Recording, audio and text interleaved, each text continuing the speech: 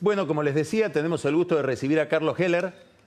En esa presentación que usted vio recién, debajo de Carlos Heller, además de dirigente político, que es bastante obvio, dice técnico mecánico. Sí. ¿Cómo se explica? Bueno, así sencillamente porque soy hijo de una familia de mecánicos. Mi viejo era mecánico de autos y yo estudié el secundario en la escuela industrial, en el partido de San Martín, en el colegio Emilio Amitre. Me recibí de técnico mecánico, comencé a estudiar ingeniería, empecé a trabajar porque necesitaba trabajar. Empecé a trabajar en una empresa en la que trabajaba turnos rotativos, no me servía para estudiar, seguí buscando, conseguí trabajo en otra empresa, autopartista.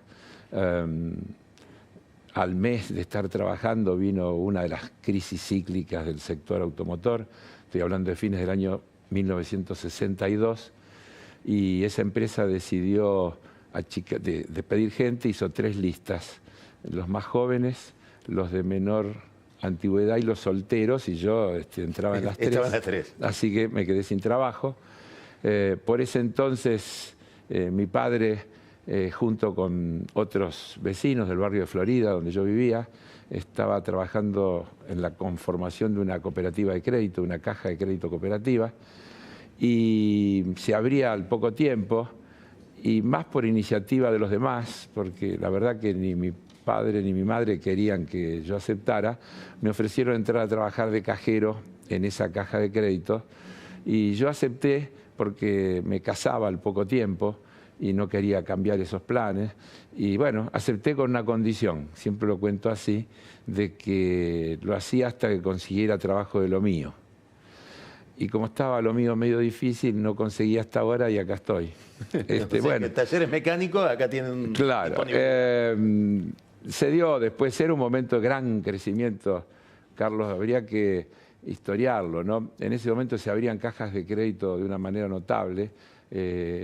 Los vecinos, los pequeños y medianos empresarios, no atendidos por la banca tradicional, se organizaban y eso era contagioso, digamos, se iba extendiendo. Así que aquel principiante que no sabía nada, a los 6 meses fue propuesto para ir a otra caja de crédito ya como responsable contable, y 3 o 4 meses después, es decir, al año de haber empezado, con mucha audacia de algunos, me propusieron que vaya como gerente de una caja de crédito que se abría en Villa Maipú, San Martín, a donde empecé a trabajar como gerente en febrero del 1964, es decir, que tenía 23 años recién cumplidos. Con esa experiencia que arranca tan atrás, y después de estar, ¿cuántos años al frente de Credit Corp? Toda la vida, porque me tocó liderar el proyecto Credit Corp desde que empezó. ¿Cómo ve el tema económico hoy? Sobre todo, vamos a empezar de lo micro a lo macro. Las medidas de hoy, el tema del tipo de cambio, ¿esto va a un colapso? ¿Va a haber una corrida cambiaria bancaria? ¿No es para tanto? A ver, no es lo mismo una corrida cambiaria que bancaria, vamos a empezar para aclarar las cosas. Bancaria digo por el hecho de que la gente vaya a buscar los pesos para comprar los dólares, ¿no? Claro, pero lo que pasa es que si la gente fuera hipotéticamente a buscar los pesos, el Banco Central no tendría ningún problema en darle los pesos. Cuando hubo una corrida que terminó en el corralito, el sistema financiero estaba dolarizado y el país no tenía reservas, y entonces cuando la gente fue a buscar los dólares no había dólares para entregar. Más, las provincias habían emitido cada una una moneda, había patacones, federales, bocones, qué sé yo, todas las cosas que había, porque si no, no le podían pagar el sueldo a los empleados públicos de las provincias. La convertibilidad hacía que no se podía emitir, no había reserva, no se podía emitir, muy bien. Hoy la Argentina tiene 70 y tantos mil millones de dólares de reserva y un sistema financiero que debe tener 70 y pico por ciento, 70% para decir los números redondos en pesos. Por lo tanto, si pasara eso, lo que habría es una emisión de pesos, pero no otra cosa. El tema es si hay dólares para atender toda esa demanda. De hecho, la política que el gobierno o el Banco Central instrumenta está explicitada así, una política monetaria sumamente restrictiva, es decir, tratar de que no haya pesos disponibles para comprar dólares, para ir a comprar dólares. Entonces, lo explicó la última vez el presidente del Banco Central. Dijo, nosotros no financiamos más al Tesoro, por lo tanto no tenemos que emitir para financiar. Tampoco vamos a intervenir por debajo de la banda, es decir, por lo tanto tampoco tenemos que emitir pesos para salir a comprar dólares, por lo tanto no tenemos ninguna necesidad de emisión, así que de acá a fin de año no se va a emitir nada, con la idea de que, por lo menos el planteo teórico, si no hay nada de emisión y hay una inflación del 3, 4, 3,5, 4,5, pongámosle el número que querramos, efectivamente hay una restricción monetaria sumamente fuerte, que es la apuesta que viene haciendo el gobierno y el Banco Central desde hace mucho tiempo con diversos instrumentos. Primero fueron las metas de inflación, después la recalibración de las metas de inflación, después esta historia de las bandas, después la banda con tope, que es una cosa bastante original, y ahora, en realidad, bandas donde se puede intervenir adentro. Es decir, de hecho, lo que hicieron es derogar la banda. Acá hay varios fenómenos. El primero es yo diría, flexibilidad que tienen los principios del Fondo Monetario Internacional, porque aquel tema que usted explicaba perfectamente bien de la libre flotación, aquí ha sido drásticamente abandonado. A mí me llaman la atención varias cosas al respecto que las digo de paso. Primero que el Fondo Monetario, por un tuit, comunicó que estaba de acuerdo con las medidas, ya me parece demasiado superficial, posmoderno, ¿no? No hubo ni un comunicado ni una declaración. Segundo, o tal vez tendría que decir primero, a mí personalmente me molesta bastante que ya sea tan explícito el grado de subordinación que la Argentina tiene, que no puede tomar ninguna resolución, y eso está absolutamente claro, sin que el Fondo Monetario lo autorice. Es decir que... Ahora, a ver, sí. Le quiero hacer dos preguntas respecto Sí. de esto. Respecto de la inflación, primero de todo, el problema económico. Sí. ¿Cuánto usted cree que es culpa de la herencia recibida y cuántos son errores de Macri? ¿Cuánto derecho tiene Macri a decir a mí me dejaron descalabro que no se notaba todo lo yo que le dicen? tendría que preguntar, dígame usted una sola cosa que después del 10 de diciembre del 2015, hoy está mejor que antes, un indicador económico, un rubro en el que mejoró, porque yo le puedo hacer la cuenta de todos los que yo veo que empeoraron. El país se endeudó. No estaba endeudado, estaba en un proceso de desendeudamiento muy grande.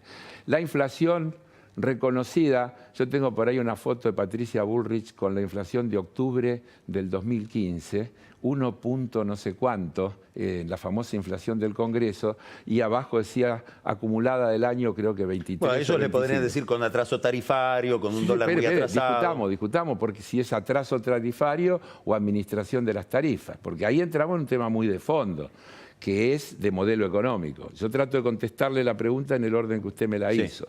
Y entonces en ese orden le digo, la Argentina tiene más inflación que antes, más desempleo que antes, más pobreza que antes, más deuda que antes. No hay ningún indicador de los que en serio miden el resultado de una economía para decir que esto mejoró o que, en definitiva... No, yo no le pregunté si había mejorado, pero sino si esto cuánto de este problema tiene que ver con lo que heredó. Es que lo que heredó... Después vemos si lo mejoró o lo empeoró. Bien, de acuerdo. Yo creo que no tiene que ver con lo que heredó, porque lo que heredó eran políticas totalmente distintas. El tipo de cambio era administrado. Es decir, había tarifas de servicios públicos administrados. Yo me niego a usar cepo y voy a decir por qué. Yo creo que el uso de la terminología tiene mucho. La lingüística juega un papel muy grande en la política y en todas las cosas. Entonces, mire, cuando usted en vez de decir dólar negro, dice dólar blue, lo embellezco. No, claro. El azul es el color de la libertad y el negro es el color de lo ilegal. Cuando usted dice cepo a la administración de las divisas, usted está hablando de un instrumento de tortura. ¿Qué diríamos? ¿Restricciones? Administración de un recurso escaso. La Argentina históricamente tiene un problema de escasez de dólares. y los países en vía de desarrollo que quieren avanzar en procesos de industrialización tienen siempre esa misma cuestión. Pero había mucha escasez de dólares, digamos. Ya estaba afectando la industria, no se podían importar insumos, etcétera, etcétera. No era una escasez tolerable. A ver, se habían encontrado con un cuello de botella. Según las informaciones posteriores, en el 2015 el Producto Bruto creció más de 2%. Es decir, que esto dicho por el INDEC de Todesca, no por el INDEC anterior. Cuando se hicieron los datos y se corrigieron los datos y demás, en el 2015 el PBI creció, no fue negativo. Entonces yo no digo que Hay que ver en qué momento el 2015 pegó la vuelta. Yo digo que no era ni un lecho de rosas, ni una cosa perfecta ni maravillosa. Lo que digo es que todo lo que había se empeoró. Eso es lo que yo estoy diciendo. Mire, pero la pregunta por lo que había tiene que ver con el otro tema, que es ¿cuánto habrá de corrección de eso? Supongamos que Cristina vuelve al poder. Sí. ¿Volvería con las mismas ideas? Habría que preguntárselo a Cristina. No, lo que usted supone, digamos. Yo le puedo decir... ¿Y qué hace con...? Usted dice, no puede ser que estemos tan sometidos a un organismo externo, intervenidos por el fondo. ¿Cómo se maneja un gobierno que parte de esa premisa de que no hay que tener ese nivel de intervención cuando el fondo hoy es la única fuente de financiamiento? Bueno, a ver, hay varias cuestiones. Podríamos hablar horas y yo sé que no tengo horas para hablar. Así que ya lo estoy comprometiendo para que me invite de vuelta. Sí, por supuesto. Vuelvo a repetir, en cualquier situación, uno cuando tiene algo escaso lo administra. Y nosotros tenemos una limitación. La Reserva Federal ha sido habilitada para emitir dólares. Los argentinos no tenemos esa condición. Los dólares nos vienen o del intercambio comercial superavitario o de los préstamos, porque muchas otras, o de las inversiones. Está claro, ya a esta altura, que en un país que tiene 50% de capacidad instalada ociosa, o para decirlo en números redondos, inversiones productivas es muy difícil que vengan, ¿no es cierto? Porque los empresarios invierten con la idea que van a ganar plata y nadie pondría una máquina al lado de una máquina parada. Correcto. La segunda cuestión es que hay que entender que una economía se mueve, más allá de cualquier discurso, con motores. Hay dos grandes motores, uno es el de la exportación y otro es el mercado interno. La exportación en la Argentina, en el mejor de los casos, es un 20%, 25% del PBI.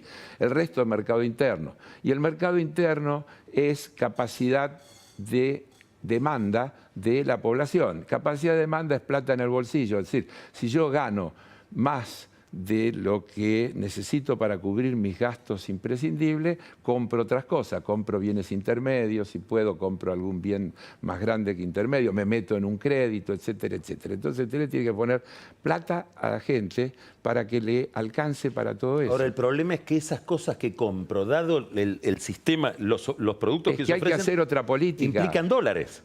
Compro cosas que están hechas de dólares. Compro autos que están hechos de dólares, electrodomésticos que están hechos de dólares. Es decir, por algún lado necesito los dólares. Usted necesita dólares. Aún para el consumo. Espere, sí. Pero la Argentina importa muchísimas cosas que puede producir y que produjo y que está en condiciones de producir. A mí me gusta a veces decirlo con metáforas o ejemplos, ¿no? Yo en la época, me acuerdo de los 90, le decía a alguna gente cuando discutía, ¿vos creés que vas a tener que ir al analista si tenés que usar un traje hecho con un casimir argentino y no podés usarlo con un casimir inglés?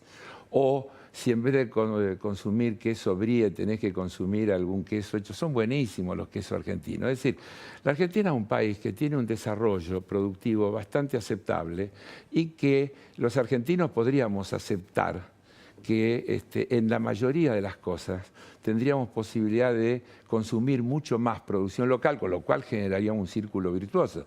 Porque si hay demanda interna y está restringida la entrada de importados que compiten con esa demanda interna, se generan puestos de trabajo y esos señores que hoy son desempleados y dejan de ser consumidores, pasan a ser consumidores y generan otros puestos de trabajo, es decir, genera una rueda virtuosa. No es tan complejo y difícil. Es una cuestión de a quién quiero subsidiar. Es cuestión de a quién quiero subsidiar. No, ¿y cuál es el objeto final de mi política? Porque yo digo, en definitiva, en mi manera de pensar, todo termina en cómo se acumula y cómo se distribuye. Siempre. Todo termina en cómo se acumula y cómo se distribuye. Y yo creo que una política es buena si satisface necesidades de la gente. Cuando las políticas ofrecen sufrimiento y siempre futuro, pero presente siempre angustiante, siempre difícil. El problema es cuando solo es presente. El problema es cuando es solo presente, pero ¿por qué tiene que ser solo presente?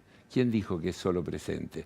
Yo creo que se puede construir un proceso virtuoso. Si la Argentina es un país que todo el mundo reconoce que está capacitado para producir alimentos para 400 millones de habitantes y vivimos 40 y pico de millones, yo le diría, mire, es absurdo que en este país... A eso nos ponemos con el tema de la competitividad y de las exportaciones. Pero, Espere que nos quedan 2 minutos y tengo 2 preguntas. Bueno. Una, usted supongo está haciendo política, tiene un partido, sí, fundó un partido. Sí, señor, el Partido Solidario. Me lo imagino haciendo política en la capital, que es su espacio. Señor. Hay muchas discusiones sobre candidaturas en la capital. Imaginemos a Heller, al azar lo digo, candidato a senador por el Partido Solidario en la capital, en una alianza filo-kirchnerista, digamos. En una dentro de ese espacio. Con el kirchnerismo. ¿Qué le dice usted al porteño sobre la corrupción? Que toda la corrupción es mala y que no tiene signo, que es mala la de derecha, la que sea de izquierda. La corrupción es corrupción, hay que atacarla toda, hay que corregirla toda. Yo lo que creo es que... Pero le van a preguntar cuando usted vaya en la ciudad de Buenos Aires, especialmente por la corrupción del kirchnerismo. Sí, claro. Los bolsos de López. Mire, no me alcanzan 2 minutos. Los bolsos de López son una inmundicia. Sin ninguna duda. En menos de 2 minutos lo pudo decir. Sí, pero es una inmundicia. Pero también creo que es una inmundicia la subfacturación, la fuga de capitales. Está claro, que es muchísimo más grande que los bolsos de López. Individual. Que es desde el punto de vista del daño concreto que le hace a la sociedad en la que vivimos. La última. ¿Usted lo mira hoy a Macri como presidente? Sí. Y le pide una comparación con otra experiencia donde también lo vio como presidente, que es Boca, donde usted tiene una enemistad ahí, una rivalidad muy manifiesta con Macri, ¿no? Le voy a contar una cosa, en 1 minuto. Sí. Macri, cuando se quiso meter en la política de Boca, vino a verme a mi oficina y me pidió que yo lo convenza a Antonio Alegre que le deje el lugar porque él quería ser candidato de la lista nuestra y que yo fuera su vicepresidente. No tengo Era como Perotti. No tengo cómo probarlo. Yo le ofrecí que se integre como vocal y que nos muestre que él era el mejor de todos y en un tiempo sea presidente. Y más o menos me dijo, te agradezco mucho, es muy generoso tu ofrecimiento, pero yo he sido preparado para ser número 1 en todo lo que hago. Carlos Heller, vamos a ver si se me da el pronóstico y es candidato a algo. Bueno, o no? Ojalá, sí, yo voy a tratar de hacer todo lo posible. Muchas gracias. Gracias por la invitación.